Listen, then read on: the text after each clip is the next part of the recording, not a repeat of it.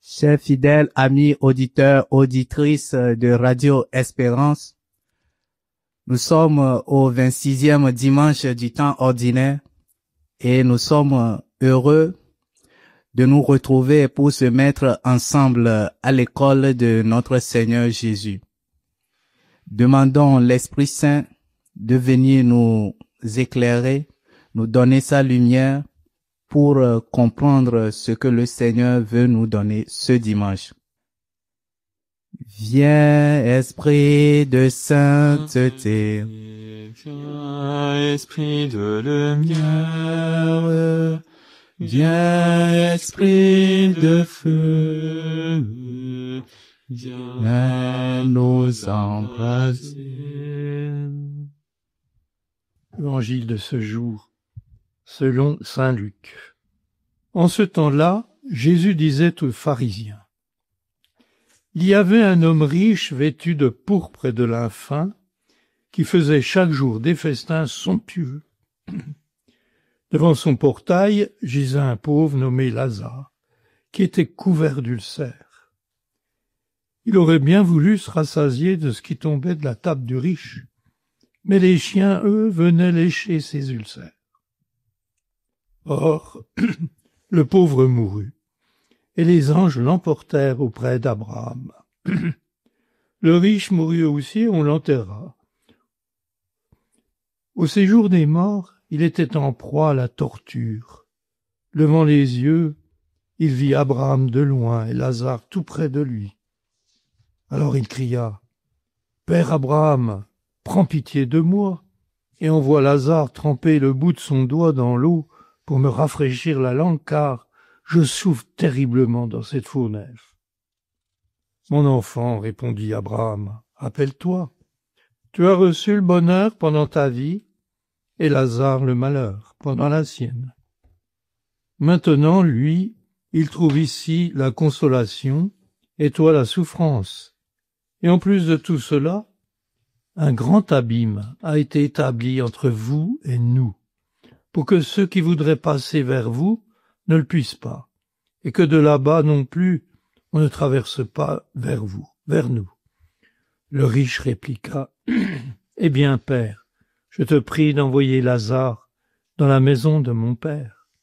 En effet, j'ai 5 frères, qu'il leur porte son témoignage de peur qu'eux aussi ne viennent dans ce lieu de torture. » Abraham lui dit: « Ils ont Moïse et les prophètes, qu'ils les écoutent. »« Non, Père Abraham, dit-il, mais si quelqu'un de chez les morts vient les trouver, ils se convertiront. » Abraham répondit: « S'ils n'écoutent pas Moïse ni les prophètes, quelqu'un pourra bien ressusciter d'entre les morts. Ils ne seront pas convaincus. » Eh bien, cher frère, merci pour l'introduction que tu nous avais faite, et tu nous as dit que nous allons nous mettre à l'école de notre Seigneur. Et oui, c'est vrai, c'est bien de ce dont il s'agit. Et je me demande bien, je suis vraiment en attente de ce que nous allons entendre ensemble, ce que nous allons toucher ensemble de ce texte, qui semble de prime abord assez lisse, avec une inversion sapéentielle. Bah voilà, le pauvre Lazare, il allait mal pendant la vie, donc il fallait bien qu'il allait mieux après. Et le riche, au contraire, bah lui, il allait bien au début, donc il faut bien que se passe mal à la fin, ce qui est bien étonnant. Voilà. Ça semble si lisse, et bien, quelle interrogation. Et ensuite, bon voilà, on a cette approche sapientielle, et Jésus, qui à la fin, qui dit, ben voilà, mais s'ils n'écoutent pas Moïse, et les prophètes, s'ils n'écoutent pas ce qu'ils connaissent déjà, bah, même si quelqu'un revenait des morts, ils ne se convertiront pas. Eh bien, vraiment, Seigneur, viens nous parler. J'attends de voir ce que nous allons toucher avec cet évangile. Il est étonnant de constater dans cet évangile que le nom de Lazare nous est donné, alors qu'il l'est dit d'un autre, il y avait un homme riche. Quel contraste! Eh bien, il me semble que si cet homme riche n'est pas connu, c'est-à-dire que son nom ne nous a pas été donné, c'est sans doute pour que nous puissions tous nous reconnaître dans cet évangile, car tous nous sommes riches de quelque chose. Il est bien évident que la condition de l'homme riche n'est pas celle qui est pointée du doigt par le Christ à travers cette parabole. C'est plutôt l'usage de cette richesse. Eh bien, que faisons-nous de nos richesses? Les employons-nous pour aider les autres, pour accomplir l'œuvre de Dieu, pour faire progresser la bonne nouvelle du Christ? La réponse à ces interrogations nous aideront à accueillir, me semble-t-il, un aspect de ce message, c'est-à-dire d'œuvrer pour l'avancement de la bonne nouvelle, puisque tous nous sommes appelés, justement, à être sauvés. Et ce salut, c'est le Christ qui le propose à travers les tests de ce jour, et particulièrement l'Évangile. Il me semble, chers frères et sœurs, que la bonne nouvelle de ce jour, c'est que tous les hommes sont appelés au salut. Merci, mon frère. Oui, tous les hommes sont appelés au salut, mais est-ce que tous les hommes y répondent? J'aimerais revenir sur un petit détail qui est sur l'homme riche. On ne lui reproche pas d'être riche. On ne lui reproche pas de faire des festins somptueux.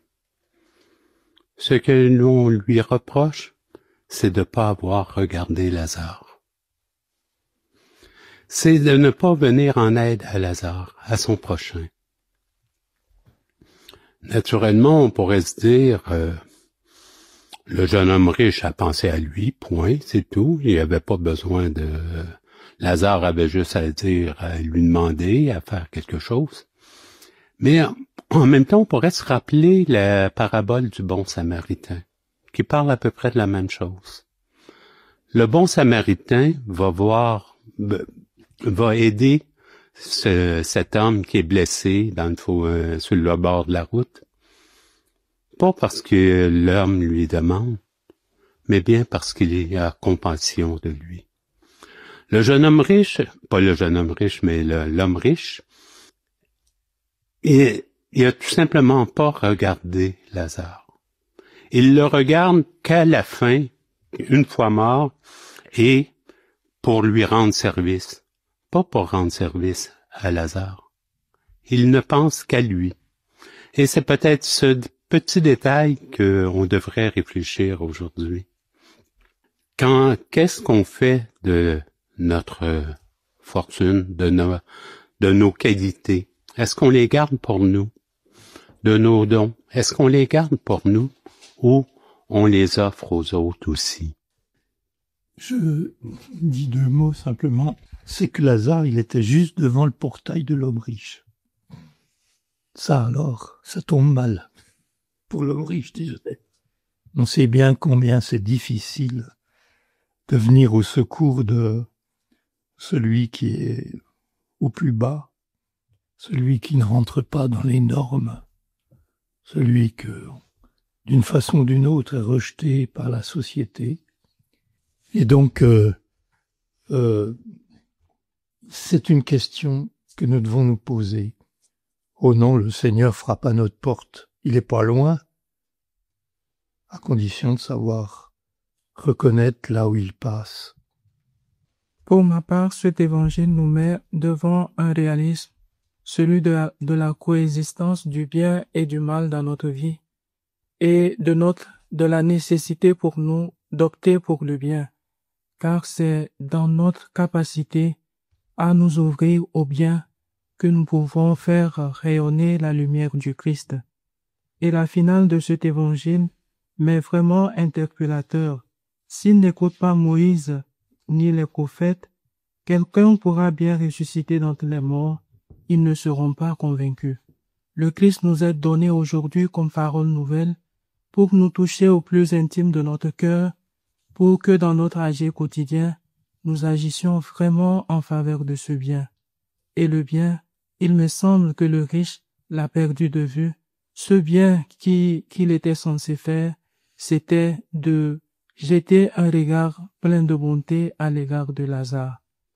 Seigneur Jésus, donne-nous aujourd'hui des yeux qui savent voir la nécessité de faire le bien et de nous donner ardemment à le faire pour ta plus grande gloire. Merci, cher frère. C'est intéressant de voir, vous avez touché l'attitude de ce jeune homme, de cet homme riche. Et au premier abord, quand je lisais cet évangile, je me suis dit, on n'a rien à reprocher à cet homme riche. Il fait la fête, il a les moyens, c'est normal. Mais quand on regarde bien, au fur et à mesure qu'on avance dans la lecture, on se rend compte qu'il y a quelque chose qui ne va pas. Et c'est ça que le Seigneur veut pointer, cet homme riche, l'indifférence. Et pourtant, comme à la fin, on dit que il est aussi, lui aussi, fils d'Abraham. Fils d'Abraham, ça veut dire qu'il connaît la loi. Et dans le Deutéronome 15, chapitre 15, verset 7, il est dit, « Se trouve-t-il chez toi un malheureux parmi tes frères dans l'une des villes de ton pays que le Seigneur, ton Dieu, te donne? Tu n'endurciras pas ton cœur, tu ne fermeras pas la main à ton frère malheureux. » Cet homme connaît la loi et pourtant, il a fait ce qu'il veut. Il est resté indifférent. Eh bien, demandons au Seigneur que tout en sachant, nous nous mettons aussi à l'école du service de nos frères. Le fait de connaître la loi ne suffit pas, mais il faut se mettre aussi à l'exécution, à faire ce qui est demandé. Connaître, c'est bien, mais faire, c'est encore mieux.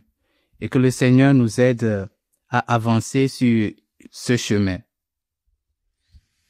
Ben, merci, oui, c'est vrai que c'est bien vu parce que je trouve que dans l'évangile, je ne lis aucun reproche de Jésus. Même quand le riche s'adresse à Jésus pour lui demander d'envoyer Lazare, ben, il lui répond, mon enfant, c'est Abraham qui répond, mon enfant, rappelle-toi, tu as reçu le bonheur pendant ta vie, et Lazare le malheur pendant la sienne. Maintenant, lui, il trouve ici la consolation, et toi la souffrance. C'est vrai qu'il n'y a aucune reproche adressée, en fait.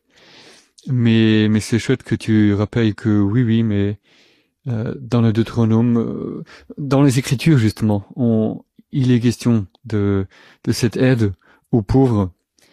Dieu qui vient au secours de la veuve et de l'orphelin, qui bien sûr est censé inspirer l'action de l'homme, ou l'homme est censé imiter cette image à laquelle il est créé. Mais dans ce contexte, il reste cette provocation de la faim, je trouve.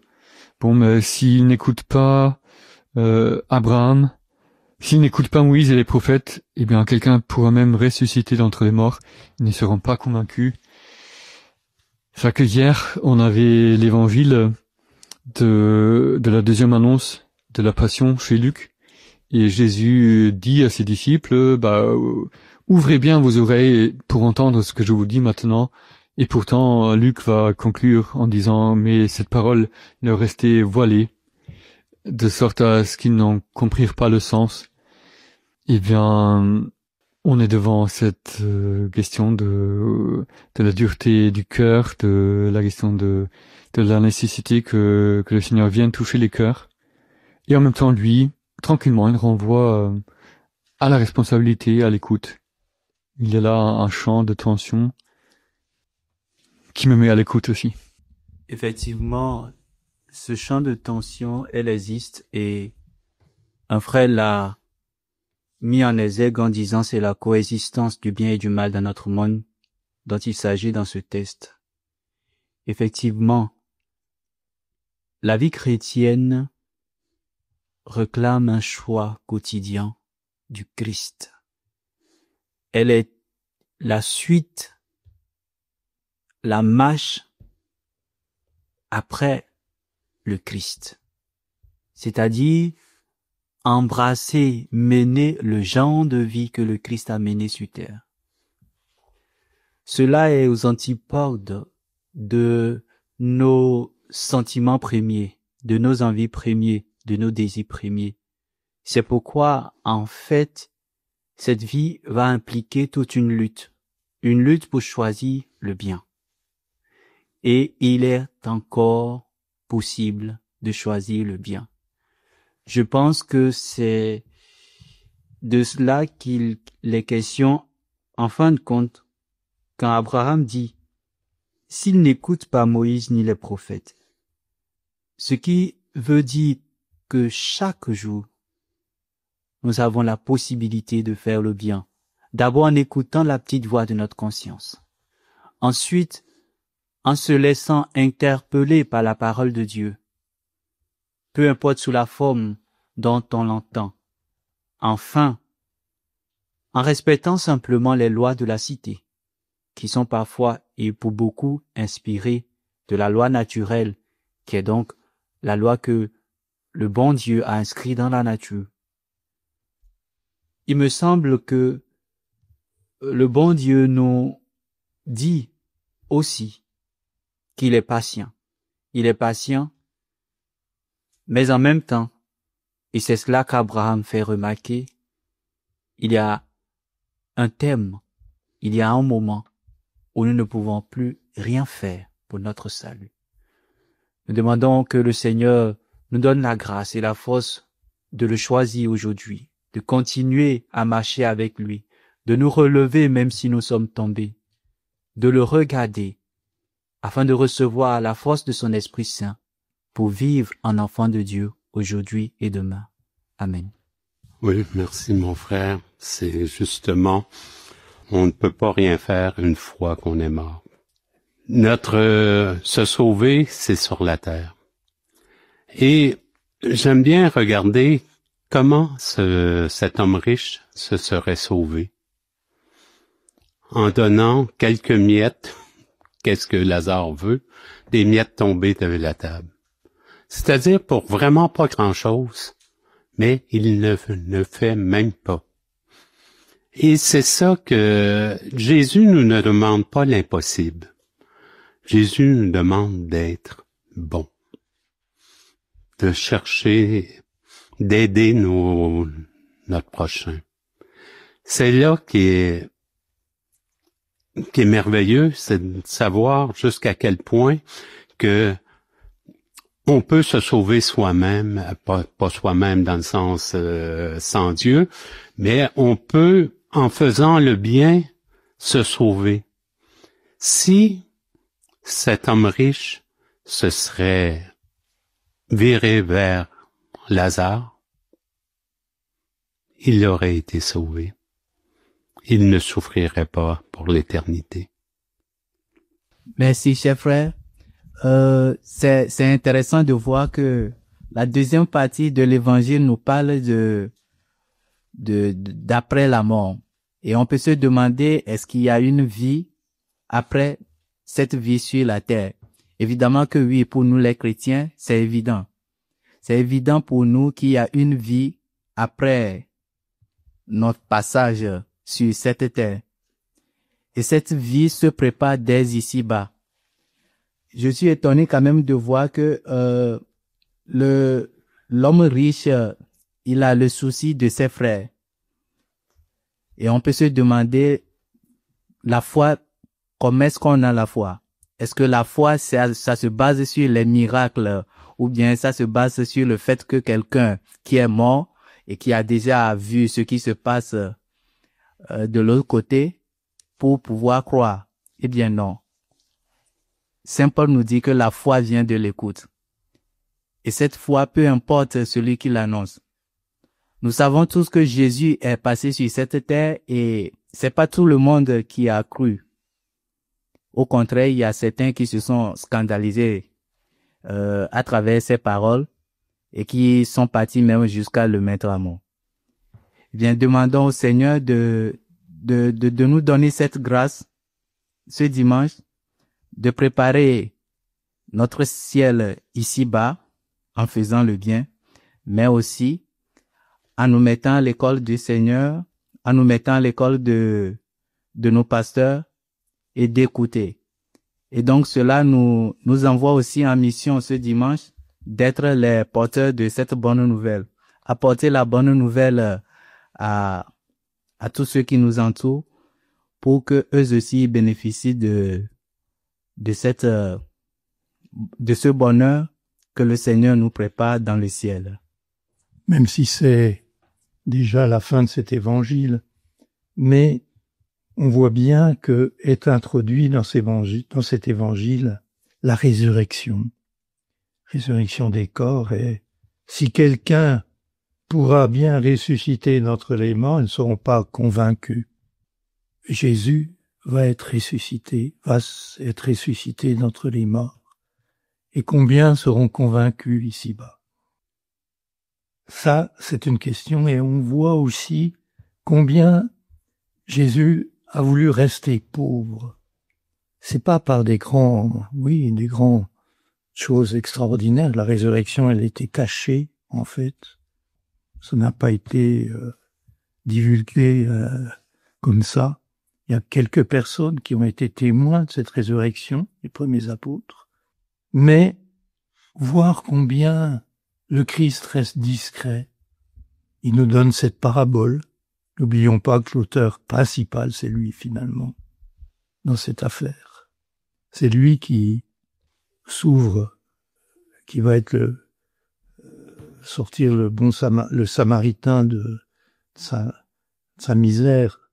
C'est lui qui s'incarne finalement dans ceux qui veuillent que chaque homme trouve la lumière, ne soit pas écrasé par les ténèbres de ses épreuves, mais il reste discret, il ne s'impose pas. Et sans cesse, d'ailleurs, nous le rencontrons dans les pauvres, justement, parce qu'ils sont vraiment à l'image de ce qu'a été le Christ. Eh bien, avec ce texte, je suis aussi impressionné de voir combien des textes différents de l'écriture, des histoires différentes que Jésus raconte, combien ils viennent nous toucher en des endroits très différents et nous rencontrer dans des situations très différentes de notre vie. L'évangile d'aujourd'hui a fait faire parler un frère de question de se sauver, et on comprend très bien dans le contexte de cet évangile. Et j'espère que Saint Paul ne s'est pas retourné dans la tombe, parce que pour lui, il n'y a que le Christ qui sauve, et il n'y a que la lettre aux Éphésiens, c'est bien par grâce que vous êtes sauvés, cela ne vient pas de vos actes. Et pourtant, ici, effectivement, cette perspective que raconte Jésus, eh bien, il raconte une histoire où quelqu'un était censé agir autrement pour être sauvé. Et bon, peut-être personnellement, de mon côté, plus peut-être que d'employer le se sauver, eh ben je dirais peut-être accueillir le salut, mais l'accueillir ici en accueillant aussi ce pauvre, qui est comme un sacrement du coup de ce salut. Et c'est vrai que ça me pose cette question à moi, voilà, pour ma vie ici à Rimont. Eh ben comment ça se présente pour moi? Est-ce que j'arrive aussi par moment d'accueillir mon frère? Est-ce que j'arrive à accueillir ce sacrement du frère, voilà, qui me met en lien avec le Seigneur, qui me permet d'accueillir, de recevoir quelque chose qui ne vient pas de moi. Cet évangile aussi me fait penser au fait que la question du salut, c'est une question actuelle, il ne faut pas la remettre à plus tard. Et généralement, chacun de nous, d'une manière ou d'une autre, Nous sommes des personnes de la dernière minute et on le remarque bien chez l'homme riche. Ce n'est pas la dernière minute qui nous sauve, mais c'est l'aujourd'hui dans lequel Dieu veut nous faire entrer. Parce que c'est dans cet aujourd'hui-là que le Christ veut réaliser une chose nouvelle pour nous. Le salut, il nous donne le chemin par lequel nous pouvons y accéder. Et Saint Paul, dans l'Épître aux Romains, il nous dit de ne pas chercher à nous poser la question qui nous montera au ciel pour nous trouver la parole, mais la parole, elle est inscrite dans notre cœur, elle est dans notre bouche. Et justement, il me semble qu'il y avait un voile sur le visage du riche. Et Dieu a fait la providence que Lazare soit la personne qui devrait participer à ce dévoilement, mais malheureusement, le riche n'a pas pu entrer dans l'aujourd'hui de Dieu pour que se réalise ce dévoilement.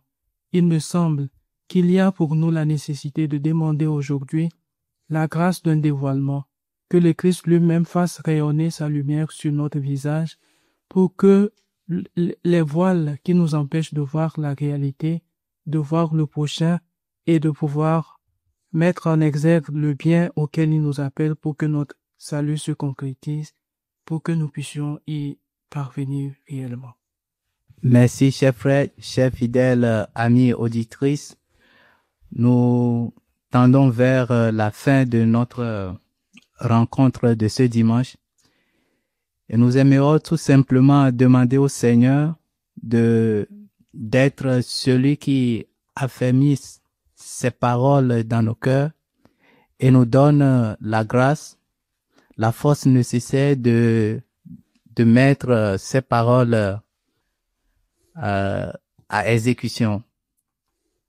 Parce que nous savons que par sa parole, nous sommes sauvés.